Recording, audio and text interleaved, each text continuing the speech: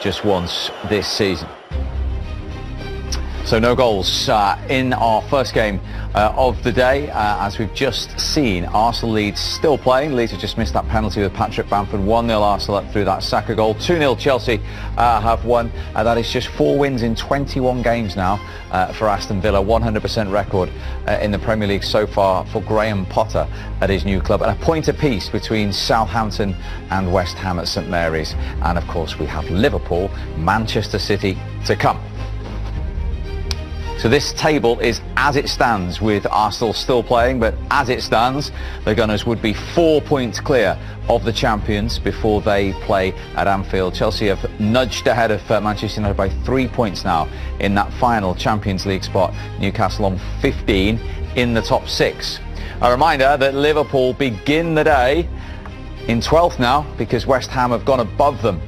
So 10 points from their 8 games, West Ham up to 11 from their 10. The point for Southampton, not enough to take them out of the drop zone.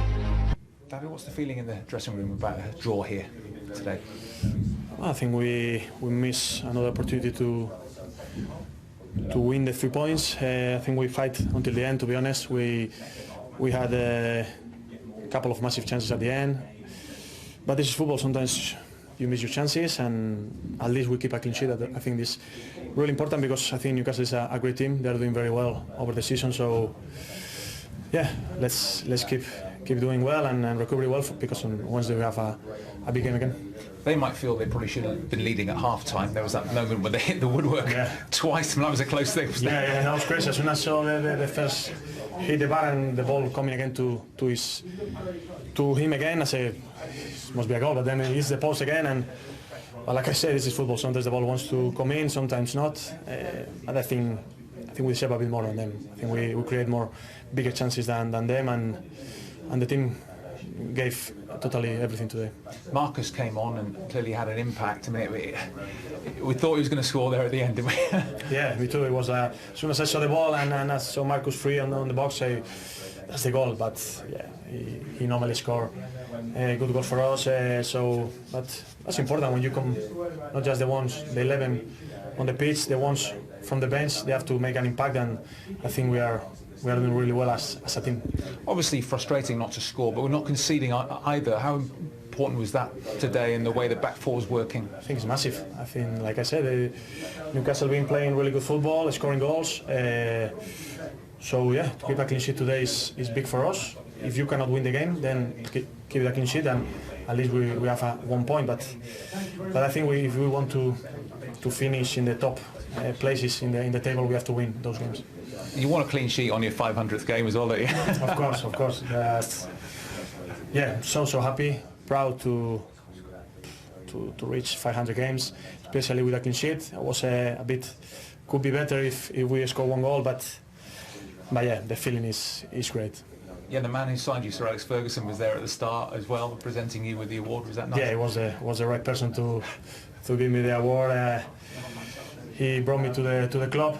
He trusts me, believe in myself. So yeah, it was great to be there at Old Trafford, full Old Trafford with Sir Alex, and it was a great moment. Just finally, Dad, it's a big week ahead, isn't it? Another big game Wednesday night, another good team to face. Massive week. We have 2 big games. Let's start with recovery tomorrow. Everyone will have to recover well. Go again on Wednesday. Big game. Tottenham, of course, it's a great team, but we play at home. We have to give our best and try to score goals. Thanks a lot, David. Thank you very much. Now, Ricky Thomas and Arthur Albiston. So, how did you find that game? Oh, it was a tough game. Obviously, Newcastle improving and made it difficult. We had a game plan and stuck to it. Not many opportunities. We had a good one at the end with Marcus, but he couldn't convert it. Yeah, we haven't lost. We got a clean sheet. You have to take the positives out of that. But home advantage, you need to win the game. But unfortunately, we couldn't do that today. Now it's disheartening, obviously at 0-0. But what do you think of any confidence that the players can take from today, grinding out a clean sheet? Well, that's exactly what you can take from it. But certainly, really, you've got to really tire their team out to get on top of them.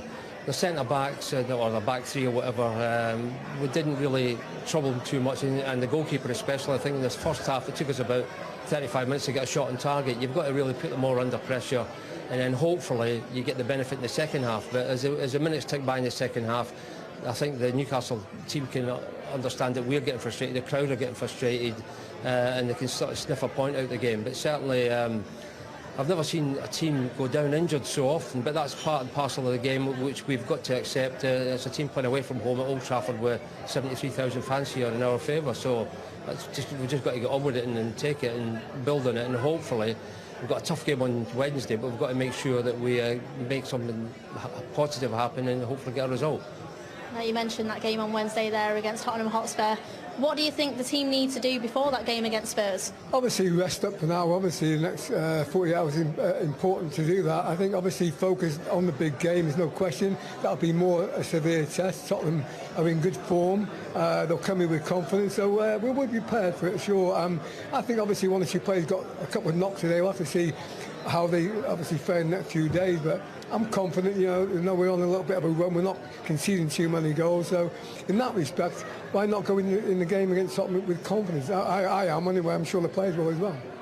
Thank you both very much for joining me. Over 20 minutes to kick off at Anfield for Liverpool against Manchester City, but before we get there, much to round up from those earlier kick-offs. No goals at Old Trafford between Manchester United and Newcastle United. At half-time, we looked at a Newcastle penalty appeal. In the second half, did Manchester United have any case for a spot kick, Michael?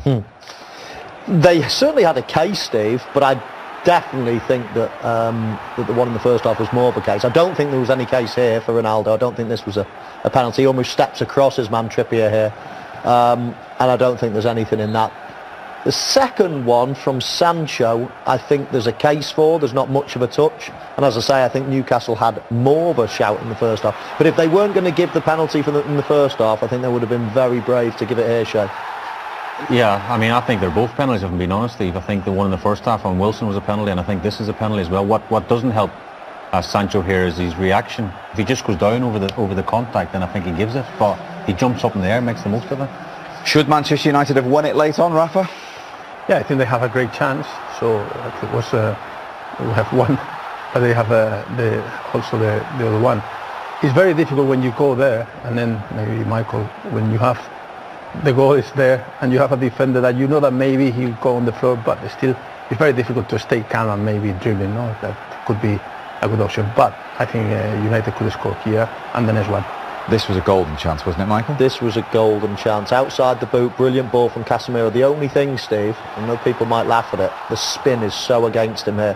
When the ball comes... Does that really play a part when the ball's in the air like that? Steve, it's the most underplayed thing in football, is the spin on a ball, spin on a cross. If a spin like that is coming and it's outside of the foot and I'm heading the ball, if I aim for the corner, I'm going to miss by probably about a yard to the other side of the goal. You've got to calculate. You think of any game, tennis, any game, you've got to be able to calculate the spin and understand it. And when a spin's coming right to you, you've got to understand, you've got to aim in a certain place because it's going to kick off your head in a certain way to go somewhere else. The spin was against him there. That's the only thing Strikers Union. That's really interesting. I wish we had more time to continue with the goalkeeping.